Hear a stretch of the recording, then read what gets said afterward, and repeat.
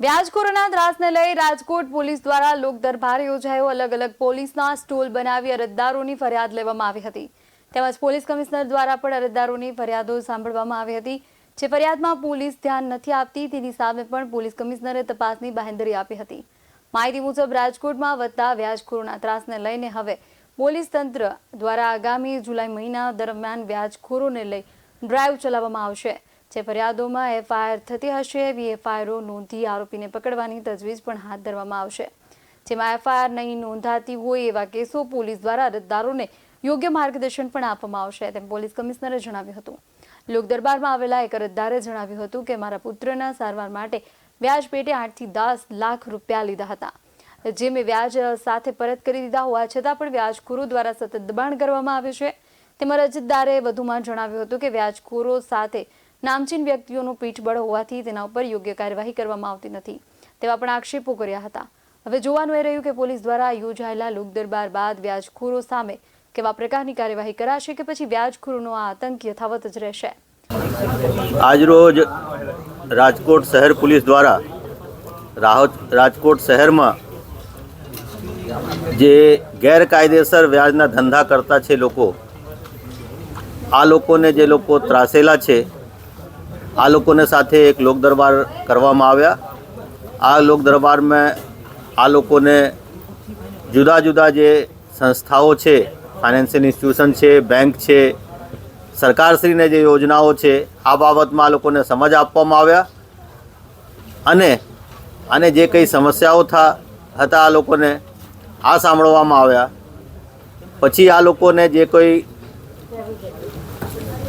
ગેરકાયદેસર વ્યાજ ધંધાવાળાના ચક્કરમાં ફસાઈ ગયા હશે આ માટે કાયદેસર કાર્યવાહી કરવા માટે અરજી આપવા માટે સમજ આપવામાં આવ્યા અને આગળ ભવિષ્યમાં આ લોકો આવા ચુંગલમાં નહીં ફસાય, આના ફેમિલીવાળા કે આને બીજા આડોશી પડોશીને આ મુજબ સમજ કરે તે માટે અને વિગતવારને જુદા જુદા યોજનાઓને જાણકારી આપવામાં આવ્યા। અને હું ઈચ્છું કે આથી આ લોકોને તો ફાયદા થશે અને આજુબાજુ બીજા જે લોકો છે આ લોકોને પણ ફાયદા થશે અને આગળ આ જે દૂષણ છે આમાં આપણે કંટ્રોલ કરી શકશું। સર, કાયદાકીય આટીઘૂટીને કારણે પોલીસ જે છે આ કાયદાથી બંધાયેલા છે। કાયદામાં જે જોગવાઈ છે આ મુજબ જો કોઈ જે ગુજરાત મની લેન્ડિંગ એક્ટ છે આનેથી ઉપર વ્યાજ લેતા હોય, આને પાસે રજિસ્ટ્રેશન કરાવેલા નહીં હોય અને આ લોકો વ્યાજના ધંધા કરતા હોય તો આને ઉપર આપણે ગુનો દાખલ કરી શકશું। ગુનો દાખલ કર્યા બાદ આને અટક કરવાનું, ચાર્જશીટ કરવાનું, આ બધા કાર્યવાહી આપણે કરી શકીએ છીએ। અમુક કેસોમાં પછી માણસો આવી રીતે ફસાઈ જાય છે કે બાકી બધા આને પાસે હોય લેકિન આ લોકો સામેથી કંઈ આવા આપી દીધા હોય જેમાં પછી આપણે મદદ નથી કરી શકતા બધા। તો આમાં લીગલ શું છે પોઝિશન, આમાં લોયરની જો સલાહની જરૂર હશે તો આ લઈને પછી આપણે આને સહકાર આપી શકશું, જો કે આને સલાહ આપી શકશું। લેકિન પોલીસ જે છે આમાં જો કાયદેકીય રીતે ગુનો બનતા હશે તો ગુનો જ દાખલ કરીને આને ફરિયાદને ઉપરથી આને અટક કરવાનું અને ચાર્જશીટ કરવાનું આ કાર્યવાહી પોલીસમાં થશે। નહીં, આમાં જે ગુનામાં ફરિયાદ બનતા હશે આપને દાખલ કરશું। આપને જેવી રીતે માહિતી આપ્યા ગયા વખતે પણ 60 અરજી આવી રીતે આવ્યા હતા અને 60માંથી 47માં ગુનો દાખલ થયા છે। જે બાકી અરજીઓ છે આને ઉપર કદાચ ગુનો નહીં બન્યા હશે અથવા અમુક વખતે આ પણ થાય છે કે પોલીસમાં ફરિયાદ થઈ જાય પછી સમાધાન થઈ જાય તો પછી પાછળથી ગુનો દાખલ નહીં થાય આ લોકોને, તો કદાચ આને કારણે નહીં થયા હશે લેકિન શું કારણે આ બાકી 13 રહી ગયા છે આ એનાલિસિસ કરવાનું હજી બાકી છે। લેકિન 47માં 60માંથી 47માં તો ગુનો દાખલ થયા છે ગયા વખતે પણ અને 68 જેટલા જે છે આરોપીઓ અટક પણ કરવામાં આવ્યા છે અને 2 આરોપીને પાસામાં પણ અટક કરવામાં આવ્યા છે। તો કાર્યવાહી તો ગયા વખતે પણ થયા છે અને આવી જ રીતે આ વખતે પણ આ ડ્રાઈવ જે છે 1 મહિના સુધી ચાલવાના છે। પૂરા જુલાઈ માસમાં ડ્રાઈવ ચાલશે અને આમાં જેટલા અરજીઓ આવશે પછી આને આપણે એનાલિસિસ કરશું કે આમાંથી કેટલાને ગુનો દાખલ થયા અને કેટલાને નથી થયા તો શું કારણસર નથી થયા, પછી આપણે આના ઉપરથી નિષ્કર્ષમાં આવશું। ચલો, આ તમારા સજેશન સારા છે, આપણે એક વખત જોઈ લઈશું। સાચી છે જો કે આના ઉપર આપણે જોઈશું આગળ। આપણે તો જે ભાઈ કાર્યવાહી કરે છે, જે વ્યાજ ઉપર ધંધો કરે છે, આપણે આને ઉપર સુધી જઈ શકીએ। આને ઉપરથી આગળ જવા માટે હવે કોના નાણાં છે નહીં છે આ માટે જો કંઈ લિંક મળે તો જ થાય। મોટા ભાગે આમાં વ્યાજખોરીમાં થાય શું છે કે આ ઓફિશિયલ નથી હોતા, જેવી રીતે અમે વાત કર્યા કે ચેકથી આ પેમેન્ટ નથી થતા, રોકડામાં થાય છે. રોકડામાં થાય તો આ કોના નાણાં છે આ પ્રૂફ કરવામાં થોડી તકલીફ પડે છે. બાકી હા, જે ભાઈએ વ્યાજ ઉપર નાણાં આપ્યા છે આ તો આને તો કે આપણે કબજે में લઈ શકીએ, લેકિન આ નાણાં આ ભાઈને કોણ પાછળથી આપી રહ્યા છે, જ્યાં સુધી આપણી પાસે એવિડન્સ નહીં હોય ત્યાં સુધી કાર્યવાહી નહીં કરી શકશું. અવારનવાર દબાવ ઓલું કર્યું એટલે મેં એને 5% લેખે રૂપિયા દઈ દીધા, પૈસા પરત દઈ દીધા. મેં એને 8 એકર જમીન લખી દીધી હતી.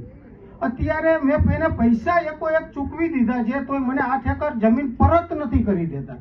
આ બાબતે મેં ધ્રોલ પોલીસ સ્ટેશનમાં અરજી કરી છે તો અરજીવાળા કઈ ધ્યાન દીધું નથી. ને હવે અલ્પેશભાઈને મળવું હોય તો અલ્પેશભાઈની ઓફિસ બંધ છે.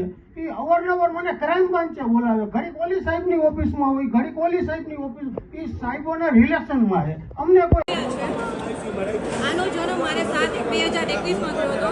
ત્યારે 21 દિવસે એમનું હાર્ટ બંધ થઈ ગયું હતું, તો પૂરું જ થઈ ગયું હતું. ડૉક્ટરે એમ જ કીધું હતું કે તમે આને ઘરે લઈ જાઓ, પણ અમે આશા નહોતી મૂકી. તો 10 મિનિટ પછી એનો જીવ આવ્યો, પણ એને મગજમાં એટલું ડેમેજ થઈ ગયું હતું કે એ જમતો નહીં, એને થૂકી ગળે ન ઉતારી શકતો. એના માટે એને મશીન એવું બધું વિકસાવવું પડ્યું હતું. એટલે 6 મહિના સુધી અમે અમૃતામાં રાખ્યો હતો અને 1.5 વર્ષ સુધી અમે ઘરે એની સારવાર રાખી હતી. અત્યારે એની ફિઝિયોથેરાપી અને બધું એની સારવાર ચાલુ છે. એમાં અમારે અત્યારે 25 લાખ જેટલો ખર્ચો તો થઈ ગયો છે. અને એમાં મેં એની મૌલિક રાજાણી અને મોહિત રાજાણી પાસેથી અમે 10 લાખ લીધેલા હતા. એમાં મેં 8 લાખ એને પરત કરી દીધા છે. છતાં પણ અમારી ઘરે આવીને એમ કહે છે કે અમને 70 લાખ આપો. આ રીતે માગણી કરીને અમને ધમકી આપે છે અને આજ સુધી અમારી એફઆઈઆર એક વાર દાખલ થઈ નથી. શું કહે છે? તમે જાઓ છો ત્યારે પોલીસ શું કહે છે? ત્યારે એ સમાધાનની વાત કરે સમાધાનની વાત કરે છે. પોલીસ એવી કરે હા સમાધાન કરી નાખો. કારણ કે એની સાથે નામાંકિત વ્યક્તિઓ છે જેથી અમારે એફઆઈઆર દાખલ થતી. બાર એસોસિએશનના પ્રમુખ છે, નામાંકિત બુકીના જમાઈ છે. પછી તમે બોલો ને. મારું નામ આદિત્ય વસોયા છે. આ લોકોના રિલેટિવ્સ બધા નામાંકિત વ્યક્તિઓ છે. બાર એસોસિએશનના પ્રમુખ, નામાંકિત બુકી છે, એમના જમાઈ છે. આ જે મારા આરોપીઓ છે એ લોકો ઘણી વખત અમે Gandhigram police station police commissioner ઘણી વખત ફરિયાદ કરેલી છે, તેમ છતાં આનો કોઈ ઉકેલ આવતો નથી અને વારંવાર રસ્તામાં ધમકી આપે છે જ્યારે મળે ત્યારે. કોણ બુકિંગ ક્યાં બાર નામ શું? એ તમે તપાસ કરી લેજો બધાય. હું અત્યારે નામ નહીં આપી શકું એમના. નામ તો કહેવા પડે ને મોટા ભાઈ. મેં એની પાસેથી કટકે 8 થી 10 લાખ રૂપિયા લીધેલા હતા, જે મેં એને વ્યાજ પેટે ચૂકવી પણ દીધા છે. પણ તેમ છતાં અલગ અલગ નામના મારી પાસે 5 લખાણ કરાવી લીધેલા છે, 11 કોરા ચેક પડાવી લીધેલા છે અને 66 લાખ રૂપિયાની હજી ઉઘરાણી કરે છે મારી પાસે. ક્યાં બુકી છે એ તો કહેશો? બુકીનું અત્યારે નામ નહીં આપી શકું. કોણ? બાર એસોસિએશનના પ્રમુખ છે રાજકોટના, એમના કાકા. અને એ લોકો એમ કહે છે કે અમારી ઉપર કોઈ ફરિયાદ દાખલ નહીં થાય, અમારો કોઈ વાંકો નહીં કરી શકે, એવી રીતના અમને કહે છે. નામ નહીં આપી શકું. જીવાભાઈ પટેલ. હું એક નાનકડી પેટ શોપ ચલાવું છું રાજકોટમાં. મારા એક મિત્ર છે, એમણે મને વિશ્વાસમાં લઈ અને મારા નામ ઉપર એક 4 વ્હીલ લઈ લીધી છે અને પછી મને પ્રેશર કરી અને એ 4 વ્હીલ એના જ એક મિત્રને નામે સેલ કરાવી દીધી, મારી પાસે લખાણ કરાવી લીધું. 2 વર્ષ સુધી પેમેન્ટ એણે આપ્યું, હપ્તા ભર્યા. અત્યારે હું 18,000નો હપ્તો 2022થી ભરું છું સાહેબ. લાસ્ટ યર એપ્રિલમાં આ બધા પ્રેશરના લીધે મારા વાઈફ 15 દિવસ સુધી કોમામાં જતા રહ્યા અને મારે 5 થી 6 લાખ રૂપિયાનો ખર્ચો થયો છે મેડિકલી. હજુ પણ એમની HCGમાં ટ્રીટમેન્ટ ચાલુ છે. હવે આ ભાઈ રાજકોટ છોડીને જતા રહ્યા છે. એમના પોતાના મધર ઇન લો સ્ટાફમાં છે. એમને પણ મેં 1-2 વાર રજૂઆત કરેલી છે તો એમણે મને કીધું કે હું વાતચીત કરી જોઈશ. એમણે એમની સાથે વાત કરી હશે અને આ ભાઈ મને ફોન પર પછી એવું ધમકી આપી કે તમે મારા સાસુને કેવી રીતે વાત કરી એમ. હવે અત્યારે સાહેબ મારી કેપેસિટી નથી કે હું 18,000 હપ્તો ભરી શકું, કોઈનો હપ્તો હું ભરવા. હવે મને બેંકથી બહુ પ્રેશર આવે છે હપ્તા ભરવા માટે અને જે માણસ પાસે રાજકોટમાં આ ગાડી છે એ માણસ મને ફોન કરીને 1-2 વખત એવું કીધેલું છે કે ટાઈમ ટુ ટાઈમ હપ્તા ભરી દેજે, નહીં તો તારા નામનું લખાણ છે અમારી પાસે. હવે આમાં મને કોઈ રસ્તો સૂચતો નથી, પણ મને આ લોક દરબારનું કાલે મેં ન્યૂઝ જોયું એટલે મને થોડીક હિંમત આવી કે હું હવે તમારા દરવાજે ખખડાવું અને મને કોઈ રસ્તો મળે. એ વ્યાજે પૈસા આપે છે એનો પુરાવો રામનાથપરા જેલની પાસે પાનનો ગલ્લો રોશીભાઈએ આપ્યો. અમારા વહુ આપઘાત કરવા જતા પહેલા પૈસા ગોતતા હતા, રિક્ષા કરી 2 દી ફેરાય, રિક્ષાવાળાએ નિવેદન આપ્યું. આમાં 9 વખત નિવેદન લખાવેલું છે, 4 વખત તપાસ કરેલી છે. બોકાભાઈ ભરવાડ ત્યારે જમાદાર હતા, પીએમ રૂમની અંદર એને એમ લખ્યું કે આ ભાઈ મરી ગઈ છે, એના 2 છોકરા એમ કે છે ફરિયાદ નથી લખાવી. એ 4 વર્ષની મહેનતમાં દેસાઈ સાહેબને જવાબ દીધો બોગાભાઈ ભરવાડે કે એના છોકરાએ ફરિયાદ લેવાની ના પાડી છે, એટલે દેસાઈ સાહેબે ચોખ્ખી ના પાડી કે આ ફરિયાદ થાય નહીં. હું છેલ્લા 2018 થી આ લડું છું. 2.5 કિલો ફાઇલ છે, સત્ય હકીકત છે. અને વ્યાજંગવાદ લીલીબેન રામનાથપરા જેલના ચાપા પાસે અમે બોગાભાઈ ભરવાડને એમ કીધું કે તમે સ્થળ ઉપર એક વખત જાઓ એટલે આનો કેટલો ત્રાસ છે જોવો. એવી ચળબળમાં બોગાભાઈ અરે અમારે જોડે ચળબળ થઈ તો બોગાભાઈએ એમ કીધું કે મુખ્યમંત્રી પાસે જાશો તો તપાસ અમારી પાસે આવશે, વડાપ્રધાન પાસે જાશો તો તપાસ અમારી પાસે આવશે, તમે કહેશો એમ નહીં થાય, અમે તપાસ કરીશી. તો તમામ પુરાવા અમે આપ્યા કે બેન વ્યાજ પટાવનું કરે છે.